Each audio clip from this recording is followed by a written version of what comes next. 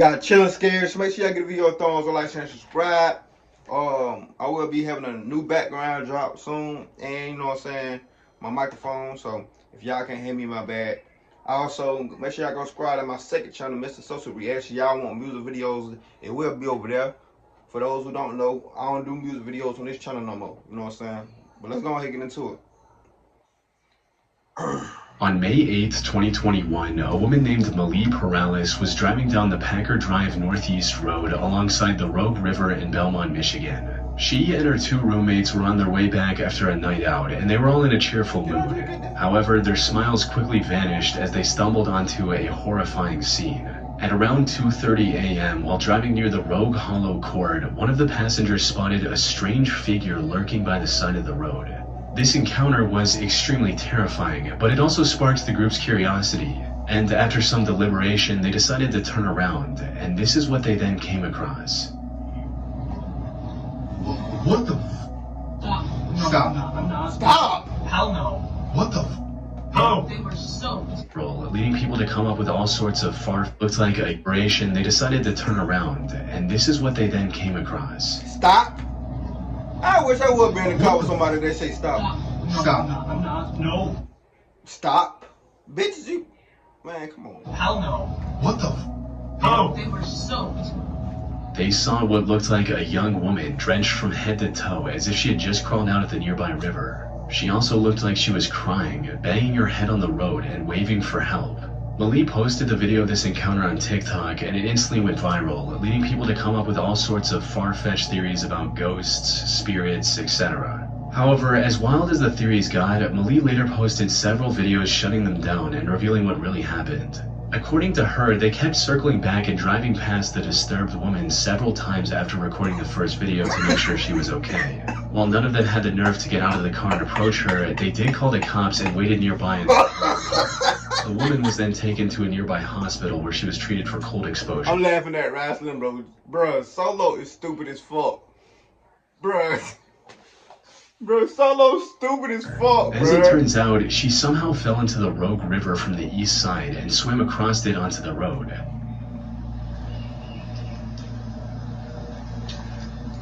Yep, she had to have come up out of the water. Yep, there's a dig spot there. So she came up from down there. That's had to have been why she was so wet. This was the spot that she had left. No way that'd still be wet. No way. What was going on? After regaining some composure, she also revealed that the woman was from Kalamazoo, a town that's over 60 miles from where she was found. However, she had no recollection of how she got to Belmont and fell in a river so far away from home. From what we know, she was most likely experiencing a severe mental break, where her memory gap was caused by a rare condition known as fugue state, something we covered in our previous video on the most disturbing mental disorders. For those who don't know, a fugue state is a rare condition where a person suddenly loses their memory and starts acting like someone else. They might wander off, travel long distances, or do things completely out of character without realizing anything is wrong. It's usually triggered by extreme stress or trauma, and once it's over, the person often has no memory of what happened. And while this condition is quite rare, all the signs suggest that's exactly what happened to this mysterious woman from Kalamazoo, especially since the authorities later found her car parked behind a random house just east of the river. She likely drove to that neighborhood on her own, but had zero memory of doing so, which fits perfectly with the known symptoms of fugue state. Malie also shared her video in a local Facebook group, hoping to find more answers about what went down. Unfortunately, the responses she received weren't as helpful as she'd hoped, since most people in the neighborhood believe the screaming and noises were just the sounds of a wild animal, like a coyote. But there were a few responses that deepened the mystery. Like this one person who remembered meeting her earlier that same night, stating, "Saw this person between Van Dam and Packer Woods around 10:15 p.m. Friday. Asked her if she needed help, to which she responded no." Another person also mentioned hearing about a woman walking into his neighbor's house, yelling hello 3 times and then leaving on her own. And while this added further evidence supporting the fugue state theory, these responses still left a key question unanswered. Who was she? Malie tried to contact both the police and the hospital for answers, but despite her insistence, both the police officers and the hospital staff refused to reveal her real name. That said, we still have enough information to make an educated guess. Based on everything I could uncover, the mysterious woman in this unsettling video was most likely Mei Zhou. She was a 28-year-old Chinese woman who went missing from Kalamazoo on May 6, 2021. Before her disappearance, she told her friends that she felt like she was being followed by a stalker she met online. Unfortunately, these are the only details about her case that were made public. I couldn't find any clear answers on whether the stalker was real or if she was just overwhelmed by paranoia. In either case, the constant fear and stress of feeling watched likely drove her to slip into some variation of the fugue state we discussed earlier. Hopefully she received the mental help she desperately needed and is now in a better mental state than she once was. Tracking down a missing person can be an extremely daunting task, but because my personal someone's life. It happened a few hours into the stream when they sat down at the Starlight Hotel Cafe for lunch. As they waited to order, a guy walked up to their table wearing nothing but neon green shorts. Lacey and Clicks initially assumed he was just another fan eager to talk to his favorite streamers, a pretty typical scenario for popular IRL streamers. But something about this young man didn't sit right. He was trying to keep a conversation going, but his words were slurred and nothing he said really made sense. Hey, are you smarting, bro? Are you smarting? Yo, you good, bro? Good what? The streamers figured he was either drunk or on some kind of drugs. For content, they started poking fun at him a bit before shifting their focus back to their stream. But the guy continued to linger around, acting very odd and saying unintelligible sentences for the next half hour or so before finally leaving them for good. The streamers simply labeled it as an odd interaction from someone under the influence of something or another and continued on with their stream. Lacey later uploaded an edited down version of this stream on his YouTube channel. And that's when he got an email that made him realize the significance of what they had just caught on camera. 2 days after this video went up, Lacey received an email from a man named Trent claiming to be the brother of the guy seen in green shorts. It read, "Hello, my name is Trent Coleman, and my missing little brother from Michigan was on Clicks and Lacey's stream in Miami. He was wearing green shorts and they were making fun of him. He is not on drugs, he is schizophrenic, and he is 17 years old. If someone can contact me about this, I would be so thankful. He has been missing for 3 months, and his case was put on homicide in Michigan." In most cases, emails like these are just trolls trying to mess with creators. However, after some research, Lacey discovered that Trent was actually telling the truth and posted this new development on Twitter stating, "3 months ago, a 17-year-old kid went missing and was put on homicide. Yesterday on stream, he came up to me and Clicks, and now his family knows he is alive and in Miami. I wasn't sure if I should make this public, but I'm hoping somehow this helps him be found for his family." No apology? In a reply to his tweet, Lacey also attached an article that provided additional details about No apology for joking on the dude. No apology, bro. I mean, but you gotta think about it too. Somebody walk up to me, start talking to slurs and shit, I'm gonna think he drunk. I mean, you know what I'm saying? I'm gonna think he drunk and not gonna lie. Really, really. Are you trying to backdoor me? But nah, for real though, like, that's crazy.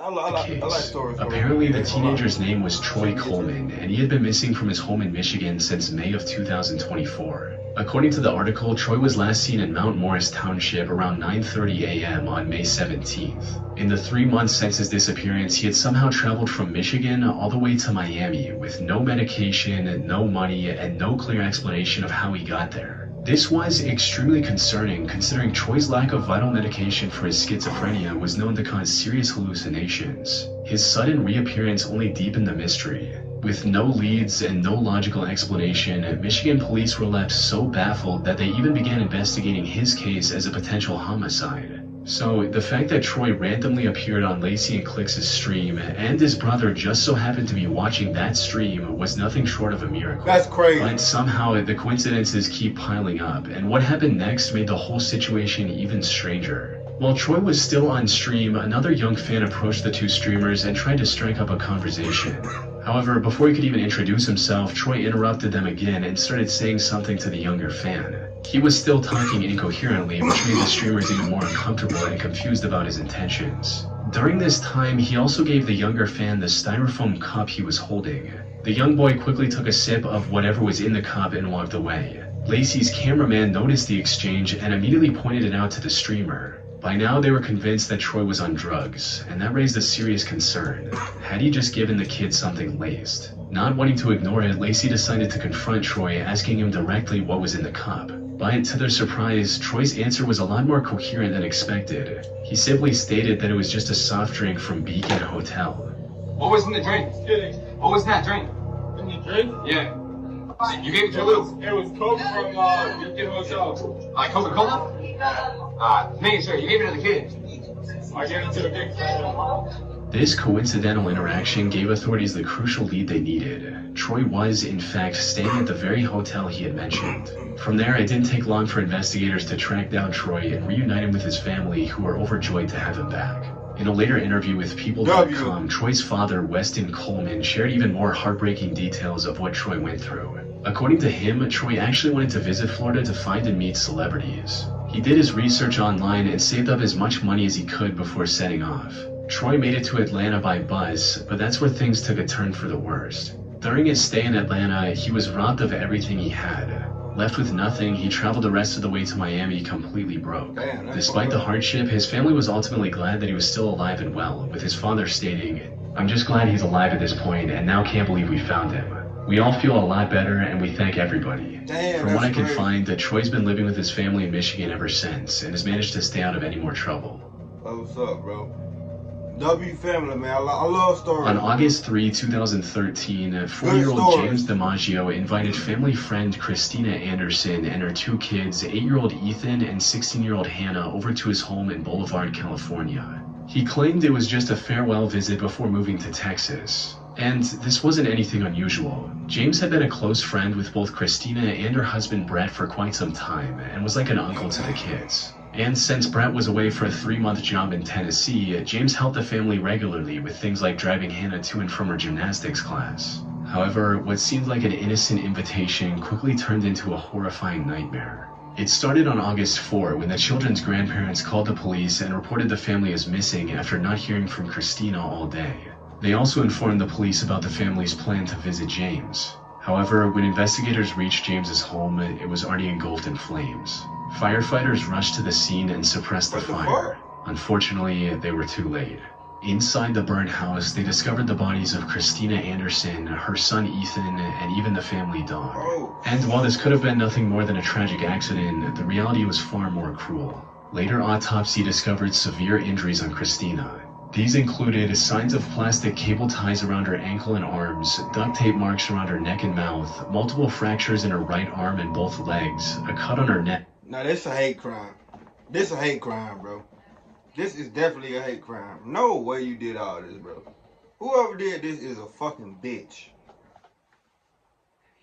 And signs of at least 12 heavy strikes to the head. Her 8-year-old son Ethan also had multiple fractures throughout his body. However, despite the horrific scene, there were no signs of James or Hannah anywhere near the house. It didn't take long for investigators to connect the dots and realize that James DiMaggio was the mastermind behind this horrific crime. It also became clear that he had orchestrated the murders not just out of violence, but with the intent to kidnap Hannah. His actions were calculated and driven by some twisted obsession as he took her from everything she had in her life. After learning about this, the police quickly issued a statewide Amber Alert in hopes of getting any information regarding James and missing Hannah's whereabouts. In the meantime, investigators also discovered security footage of James passing through the Border Patrol checkpoint in Pine Valley at around 10 p.m. This also prompted them to launch a massive manhunt spanning the entire Pacific coast from British Columbia to Baja, California. However, despite the massive effort and the hundreds of man-hours put into the search, the manhunt turned up empty. Every week it seemed to result in a dead end. The odds of successfully rescuing Hannah started to dwindle with every passing day. Things looked bleak.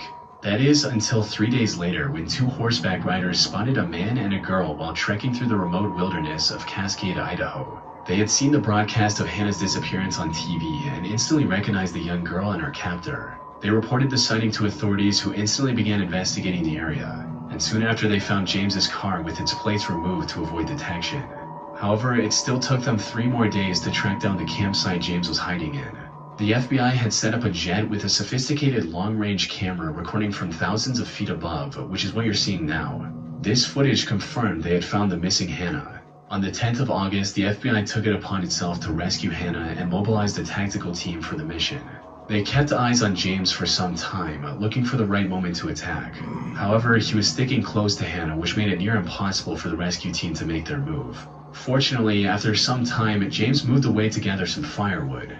And while he was completely oblivious, Hannah actually spotted a rescue helicopter and started waving for help. This was the perfect opportunity, and the FBI didn't let it go to waste. They quickly moved in and carried Hannah to safety. After noticing the rescue mission, James took out one of the guns he had with him and fired at an officer. The rescue team... I ain't gonna lie, if the FBI want you, they gonna get you. By any means necessary. He then returned fire, resulting in him getting shot 6 times in the head, arms, and upper torso. Hannah was finally safe. And while this was one of the most terrifying experiences a teenage girl can have, Hannah's managed to completely bounce back. She is now 27 years old and is happily living with her husband and 1-year-old son in Vancouver, Canada. Still got, you know what I'm saying? Still got. On the 27th of May 2013, at around 4 p.m., 73-year-old Robert McDonough disappeared from his home in Portland, Maine. Now, an elderly person going missing is extremely stressful on its own. However, what made Robert's situation isn't cake, and everyone was. Yeah, we already seen that video on the channel. Make sure y'all go find that video. I got that video somewhere. I don't know what particular video, that was. Probably Mr. Ballin' Nighttime Spooks. It was one of them, but we did this video before. I got another missing person video. Make sure y'all go check out that video. Yeah. See you when I see y'all. Love y'all. Let's ride. Hope y'all have a good Friday day. Mr. Ballin' tomorrow. And then I'm gonna drop some this Sunday. I'm gonna drop some Monday and Tuesday. That being said, see you when I see y'all. Let's ride, man.